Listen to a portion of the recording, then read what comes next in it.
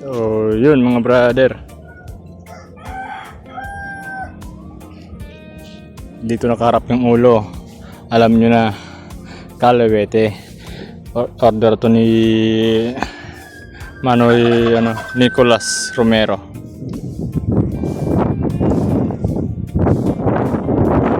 Nagamit na yung isang beer antler.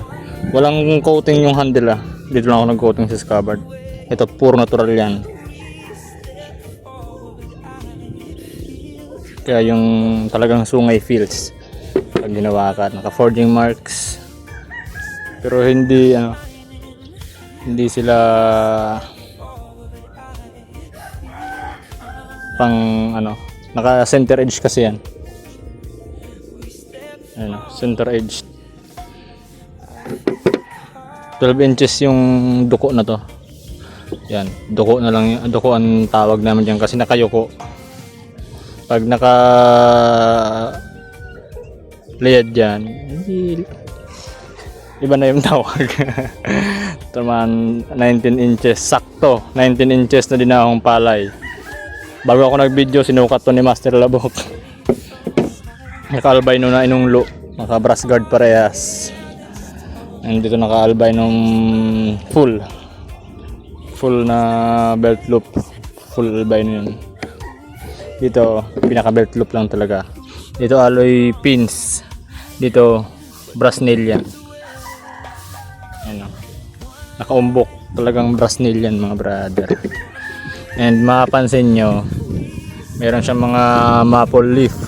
Ayan. Ito isa lang dito. Nasa Canada kasi si Manoy Nicolas. So ilang buwan din siyang nagantay dito sa order na to. Dito inalbino ko lang din. Ang ginayahan namin nito, buto yung andito na belt loop. Yung dito sa dulo, deer antler. Dito iniba namin, albino. Para siyang barayang naka-stained. Naka-stained dyan para lumabas yung ukit. Kasi pag hindi naka-stained, pero sa tibay mga brother, talagang tiwala ako sa barayong. Malaking tiwala ako sa barayong. Kasi may mga vintage na itak na galing pang mga cimarron na barayong yung scabbard. Although yan giba-giba, putol-putol na giba-giba pero buo pa rin.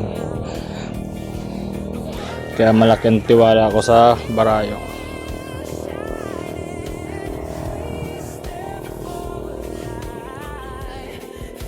So yun, lagyan ko muna ng oil para sipatin yung may mga brother. Pinag-isa ko lang sa video kasi hapon na. Ganda ng spine. 9, 10 and 12.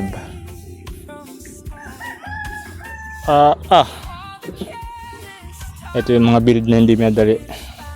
Pero bilib din ako kay Manoy Nicolas. Talagang mataga rin nag-antay ng order niya.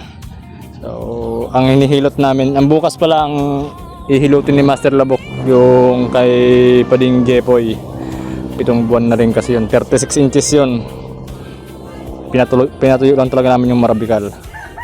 So, yun yung ipagpapatuloy ni Master Labok bukas yung paghilot nun. So yun, lagyan ko muna ng oil and ipasok na natin mga brother.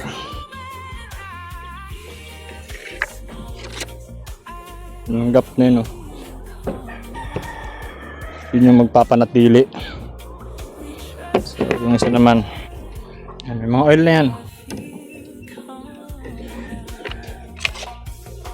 Taas-taas yung gap na ito pero walang problema yun. May sumilip mga brother. Nasa planting. Talagang pinano ko yan mga brother. Patagusin. So yun. I-deliver ko kasi yan. Kasabay yun. Yun. Kasabay yun. I-deliver. Yun may iwan. So yun lang mga brother. Right.